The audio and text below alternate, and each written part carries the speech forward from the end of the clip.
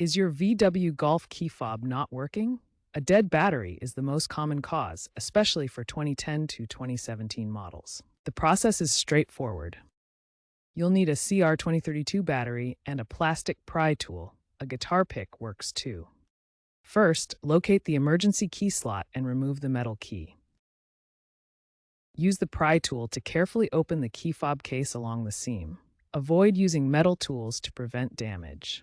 Once open, remove the old CR2032 battery, noting its orientation, positive side up. Insert the new battery in the same way.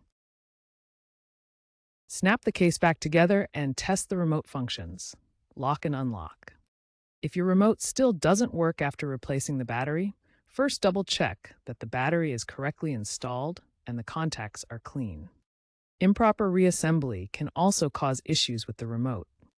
If problems persist, your key fob may need reprogramming, especially for models with immobilizer systems. This often requires a visit to a VW dealer.